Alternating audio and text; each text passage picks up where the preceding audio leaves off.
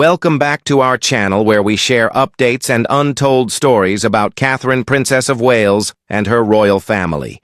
Today, we bring you some news. Prince William breaks with King Midnight Exodus sparks monarchy crisis. Prince William moves his family out of the palace in an unprecedented move, raising fears of a constitutional crisis. The Prince of Wales suddenly relocated his family out of their official royal house late yesterday night.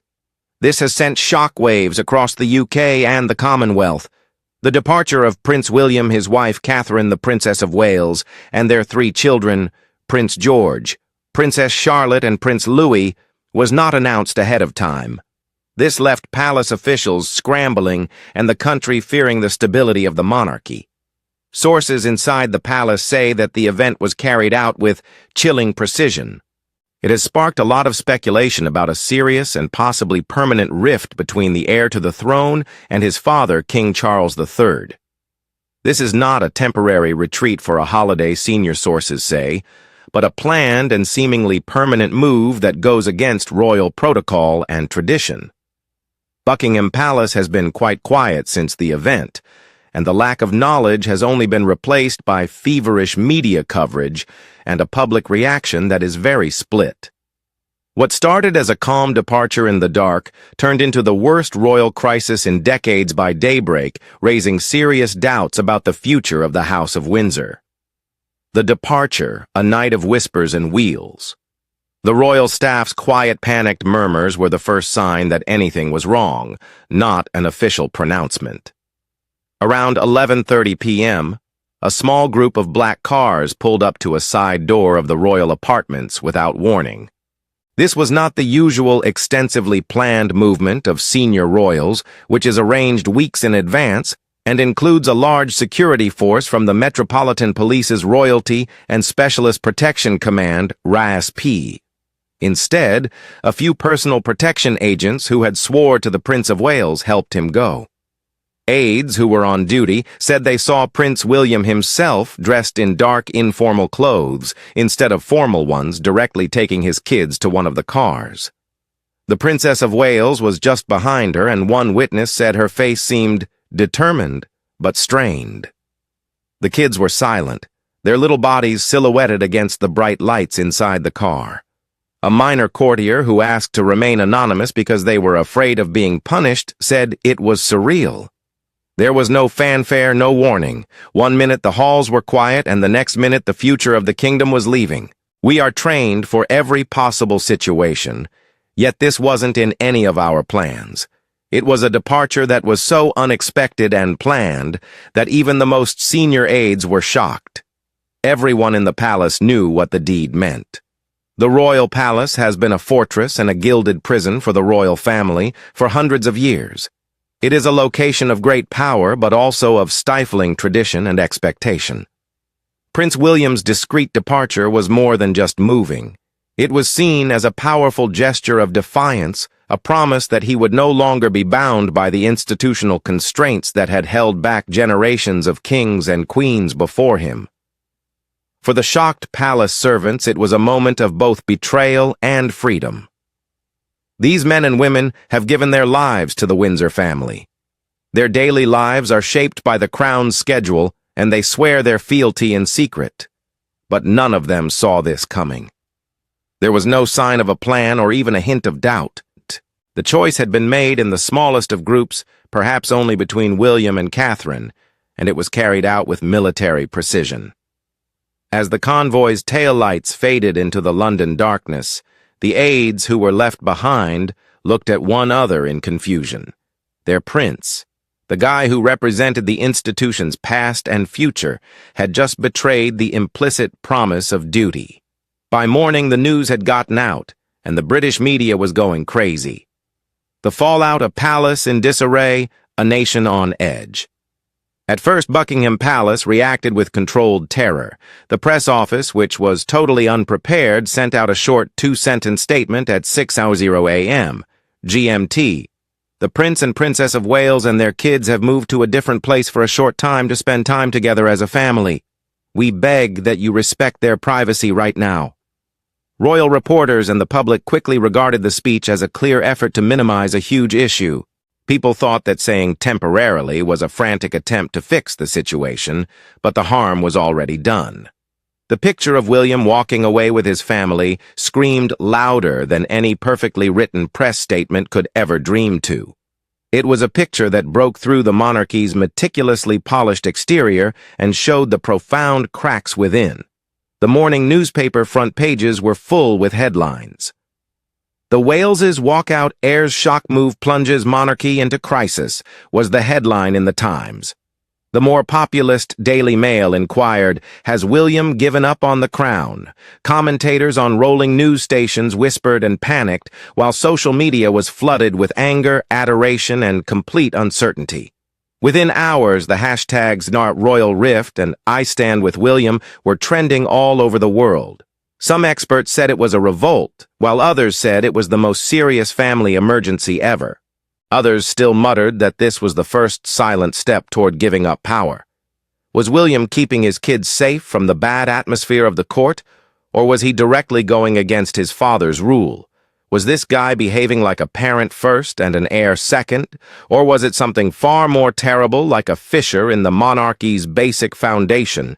There was a deeper, more important reality underneath all the media hype. This was more than simply a surprising walkout.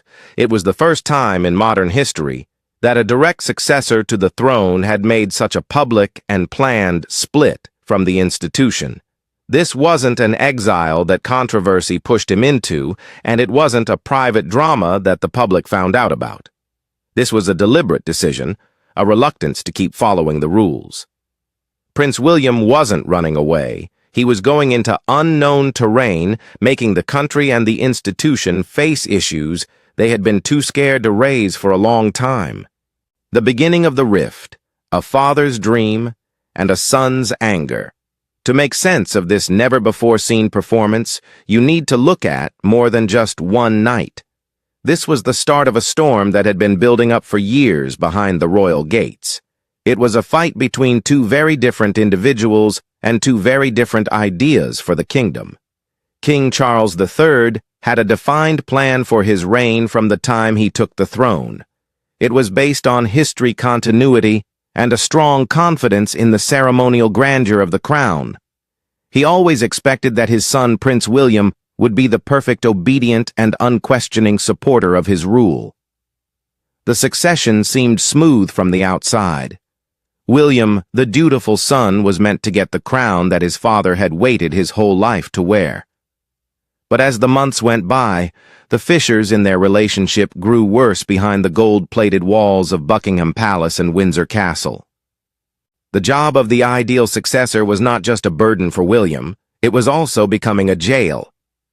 People close to the Prince of Wales say that he is becoming more and more frustrated. One person added, "The prince has a very clear idea of what a 21st century monarchy needs to be. He wants a more open, accessible, and streamlined institution, a monarchy light that can connect with a modern, multicultural Britain. He thinks the world is changing quickly and is worried that the crown is being left behind." King Charles, on the other hand, has a vision that is based on the past. He had been heir for more than 70 years, and his mother, Queen Elizabeth II, and a strong respect for the historical significance of the institution affected his views. William's father would frequently put him in his place when he urged for real change, like cutting down on ceremonies, becoming more involved in political concerns like climate change, or fixing the royal estate's murky finances. A former assistant said, "The king's refrain was always the same. Your time will come, but not now." The words hurt, not because they weren't true, but because they made the Prince of Wales seem like nothing more than a placeholder in his father's big plan. People didn't talk about his beliefs. They just ignored them. The tension became worse, since Queen Camilla was at the center of it all, and it was becoming bigger. William, who had kept the memory of his mother, Diana, Princess of Wales, alive like a candle through decades of public scrutiny, felt more and more overshadowed by the lady who had once been a shadow in his boyhood. Many accounts say that every time King Charles listened to Queen Camilla's advice instead of his own son's, it made William more angry. A royal biographer said, "Camilla is the queen consort, a respected figure in the world." But to William, she brings back painful memories. She has also become a political powerhouse in the palace. The king has complete faith in her judgment even more than in his own heir. This is not simply a family issue for William, it's a constitutional one. The consort's opinion is being given more weight than the heir's. Catherine, the Princess of Wales, was caught in the middle of this emotional and political fight. She had originally wanted to be the link between father and son, using her usual kindness and understanding to calm their fights. But most of the time she was a quiet witness to her husband's growing anger, as King Charles kept turning down his ideas. Catherine, who understood better than anyone how deeply William felt about his mother's lineage, couldn't stand to see history repeat itself, with his father's main devotion once again seeming to belong to someone other than his own blood. The palace's walls are known for being quite thin, thus rumors about the split started to go out. Rumors suggested many were ignoring William's efforts for change. Rumors said that Charles scoffed aside his son's worries that the monarchy was losing touch with younger people. People in the inner circle knew that it was only a matter of time until the tension that had been building up turned into a fight in public. The Camilla factor, a competing court. If the fight with his father started the fire, Queen Camilla's perceived power turned it into a blazing inferno. She was never supposed to be merely a stepmother to Prince William. In the new reign, she became something far more complicated, a competing center of power and a hindrance to his plans for the crown. During Queen Elizabeth II's reign, things were tense but functional. Under King Charles III, things slowly turned into a cold and calculated rivalry. This was a power struggle that didn't happen on open battlefields, but in whispers, gestures, and the subtle use of influence that could be felt throughout the palace. Queen Camilla's presence, which had been carefully controlled to prevent public scandal, started to increase without any limits. She was no longer only the king's friend. She was a prominent voice in state concerns, the main counsel in family disagreements, and a shadow over choices that by convention should have engaged the successor to the throne. William became more and more worried as her power grew. It wasn't because she demanded it loudly. It was because she used it with the subtle competence of someone who had spent decades navigating the dangerous waters of the court. When her family members were suddenly brought into the royal circle in a way that shocked both William and Catherine, the change became quite evident. Camilla's kids and grandkids, who had been out of the public eye for a long time, were suddenly quite prominent at important state occasions. Their prominence was discreetly raised, and they became a part of official royal life. To William, this was more than simply partiality. It was the intentional rewriting of the future he had been taught to symbolize a weakening of the Windsor lineage at the core of the kingdom. Catherine, the Princess of Wales, felt the same deep anxiety that he did. They both looked shocked as King Charles kept giving in to Camilla's demands and letting her idea of a legacy that didn't seem to have anything to do with the traditional line of succession. The tensions got too strong to ignore behind closed doors. People got into heated arguments not over politics or foreign policy, but about how Queen Camilla was seen in public. William, well aware of how important Diana's memory was, said that the monarchy couldn't afford to make someone too important, who after years of good public relations was still contentious in the eyes of a large part of the public. But King Charles wouldn't give up. Every time William brought up the issue, the king stood by his wife with steadfast, almost furious devotion, even if it meant hurting his son's reputation. The message was obvious and harsh. Queen Camilla's image should not be questioned, and William's complaints would be answered with silenced disdain, or worse, a harsh scolding. The anger quickly spread from the intimate rooms to the center of public life. Queen Camilla, who was very good at court politics, started to quietly undercut the Princess of Wales at formal engagements. A phrase that was out of place here, a cutting remark there, small, deniable moments meant to remind Catherine that she wasn't the queen in waiting, but just another piece in a game that Camilla had long ago mastered. Catherine handled these insults with her usual public elegance, but William felt like each one was a knife aimed at him. The lady who had tormented him as a youngster was now in his mind invading his wife's dignity and changing the emotional foundation of his family. At that moment, he had a terrible insight. The monarchy was no longer based on his mother's memories or even his father's rule. It was being reorganized in a planned way based on Queen Camilla's legacy. She was making herself and her family a permanent part of the crown's official story, not just a transitory consort. Diana's goal for her son was fading away, and in its place was a vision of the monarchy that looked like Camilla. This was more than simply betrayal for William. It was a quiet, suffocating conflict that took place in the same hallways where he should have felt safest. The breaking point, an insult at the table. There is always a tipping point in a royal controversy, a time when private suffering turns into public action. At a formal court meal, Prince William's moment arrived when someone muttered something that shattered the air's quiet for good. The purpose of the evening was to demonstrate that the royal family is united. Senior royals, close advisors, and chosen family members sat around a large table where every move and word might make headlines. Queen Camilla's tongue supposedly escaped with a venom that no one there anticipated in the middle of the stiff niceties and false grins. Two people who were there said that the debate had drifted to the legacy of past royal consorts. With a smirk and a casual cruelty that had grown sharper over the years, she made a comment that downplayed Diana's lasting global impact, calling it a result of instability and hysteria, and contrasting it with her own quiet dignity and service. To most people at the table, it may have seemed like a passing, poorly thought-out joke, but to William, it was like a knife twisting into an old wound that had never really healed. The Princess of Wales, who was sitting close, felt the sting just as much. For years, she had kept Diana's legacy alive in a calm, dignified manner, and people frequently compared her to Diana in ways that were both kind and harsh. It was heartbreaking to hear Queen Camilla make fun of Diana's legacy by calling it a footnote in a joke about royal temperament. For a brief moment, Catherine's famous calmness broke, and her face showed a flash of anguish that words alone couldn't hide. William's anger sprang up at that moment.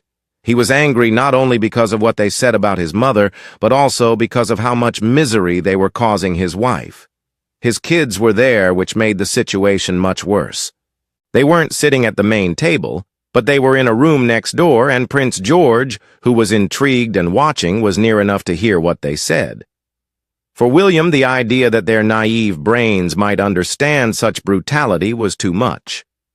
He promised himself and Catherine that his kids would never have to deal with the emotional wounds he got from the War of the Waleses in the 1990s. But here it was, history's poison threatening to get into the next generation. He looked to his father, King Charles, for at least a quiet but severe scolding of his wife. Instead, he got a wall of quiet. The king wouldn't scold Queen Camilla. He turned his eyes away and pushed his lips together in a tight line.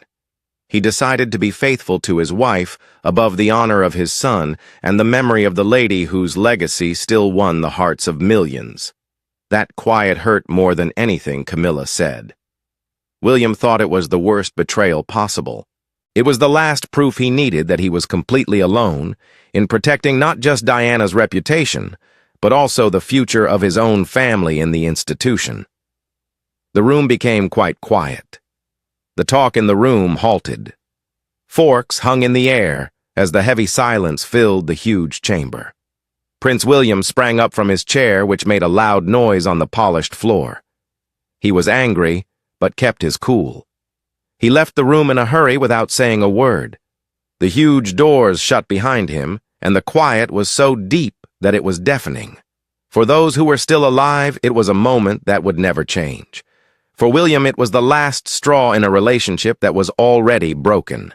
The choice was decided in less than a day. No more secret requests and no more putting up with insults in silence.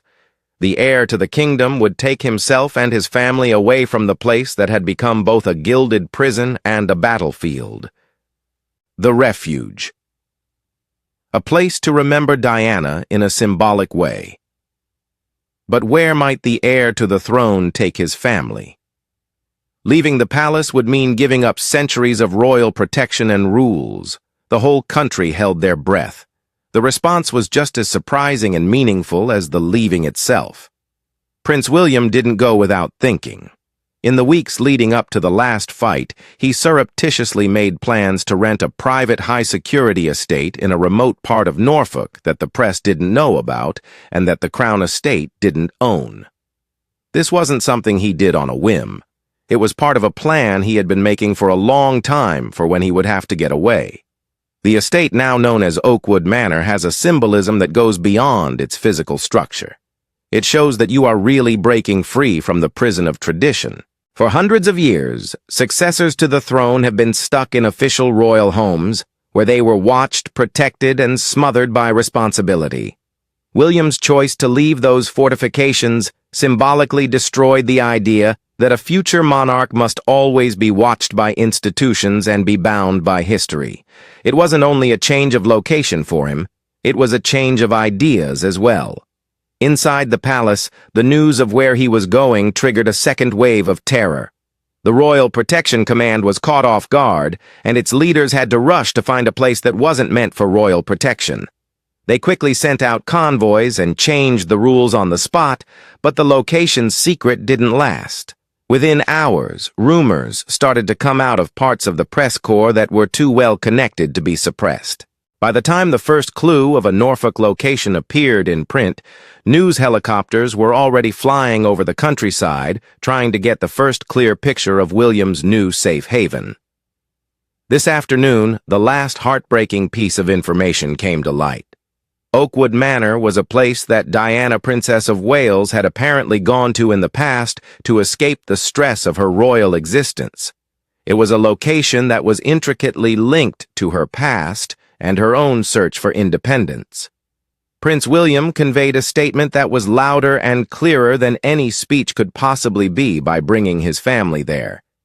He was connecting himself not with the institutional tradition of the monarchy he was about to inherit, but with the extremely personal and sad memory of his mother. It was a purposeful act of defiance, a strong reminder that Diana's voice, which had been silent for more than 20 years yet, spoke with great force via her son. A crisis in the Constitution is coming.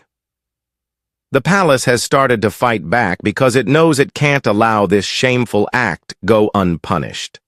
A new story is being carefully created that makes the relocation seem more like a question of privacy and relaxation than disobedience. But the public isn't persuaded, and the situation has now shifted from family drama to constitutional politics. Dr. Anna Whitelock, a well-known royal historian, observed, "This has never happened before in modern times. We haven't seen a direct successor publicly go against the king like this since before the 20th century. Edward VIII's abdication was a dilemma between love and duty, but this is different. This is a crisis of vision, a fight for the monarchy's very spirit and destiny. It makes people doubt the king's power and the stability of the line of succession." The Guardian revealed leaked papers from within the palace that show how bad the fear really was. Senior communication officials have called the prince's departure a severe reputational threat and a Category A crisis. Words like containment and damage control are now being used in places where only ceremonial language used to be. The royal family itself is now dangerously split. Some staff members think their devotion should be to the king without question, and they believe that safeguarding the crown includes protecting Charles and Camilla at all costs. But other people murmur their compassion for William, sure that what he did was the right thing for a father to do for his children and his beliefs. Servants who used to go quietly through the corridors now look at each other nervously, knowing that even their loyalty may be put to the test in a fight that is no longer private. The administration in Westminster is really worried about what is going on. The Prime Minister has not spoken anything about it yet, saying it is a private family matter. And however, top ministers and constitutional experts are having emergency discussions behind the scenes. It was previously unimaginable that Parliament would have to step in, but today people are talking about it gingerly. A father's promise, a nation's hope. William's revolt is not based on a desire for power or a dislike of titles. Everyone agrees that it is the strong protective instinct of a parent. He saw his own youth suffer because of a public fight between his parents, and he is adamant that it won't happen again. A friend of the prince's said, he sees George and he sees himself. He sees the weight of fate already settling on his son's shoulders and is desperate to give him a normal life before the institution takes over. This is about keeping George, Charlotte, and Louis from going through the same traumatic things that happened to him when he was a child. Catherine's part in this choice is quite important. People have called her the quiet force, driving the move, and she has allegedly been firm in her stance that the children's well-being must come before anything else. A source close to the princess said her mantra has been simple. The kids come first. It is not a choice to protect children from this poison. It is a responsibility that is greater than any crown can provide. William made his pledge in this spirit. It was a promise made in the protection of their new home, but today it is heard all throughout the country. They will not suffer as my mother did. Today, when Britain woke up to a monarchy that was divided in two, the future has never seemed more unclear. People are gathering outside Buckingham Palace, some waving signs of support for William and others for the king. This shows that the country is split. Will the monarchy be able to weather this storm and change in order to endure for another generation? Or will this act of disobedience be the first domino in a fall that has been too long in coming? A grieving monarch, a stubborn heir, and a family and an institution on the verge of collapse hold the solution. People all throughout the globe are watching. Update 8:00 p.m. GMT. Prince William speaks out in a historic public statement. The Prince of Wales has just made a personal message to the country, standing next to the Princess of Wales. This is a big and historic event. His address, which was broadcast live from an unknown location, has already been called the most important speech by a royal heir in more than 100 years. Prince William's voice was firm but full of emotion as he spoke about his family's departure. He said it was not a rejection of duty, but a stance for something greater truth and the sacredness of family. I won't let my kids grow up in walls that suffocate them instead of protecting them, he said, and his words pierced through the clamor of supposition with a clarity that couldn't be ignored. A crown can't protect you from cruelty, and tradition can't be used as an excuse to keep making the same mistakes. He shocked even his biggest detractors by explicitly bringing up his mother's memories. My mother Diana, Princess of Wales, taught me that love must come before duty, and that truth must always be stronger than fear. He continued, his voice breaking for a moment. She taught the world a lot via her life. Her death must not have been in vain. The past should not have power over the present. He never spoke Queen Camilla's name, but his allusion was clear and would be perceived as a direct public insult. The Princess of Wales stood next to him without saying a word. Her calm, steady presence was a strong sign that this was a unified stance. For a short, moving moment, George, Charlotte, and Louis could be seen in the backdrop, a visual reminder of what William says is at risk. He closed his brief, forceful speech with a call for understanding and a vision for the future. The monarchy should be an institution that helps people, not one that eats its own. It should stand for honesty, kindness, and bravery. That is the monarchy I am ready to serve. That's the kind of monarchy I want to construct for my kid. When the show was over, Britain was left with a scary, earth-shattering question. Did the heir to the king just say that he was no longer part of the monarchy as it is now? The hush that followed was thick, as if everyone in the country was holding their breath.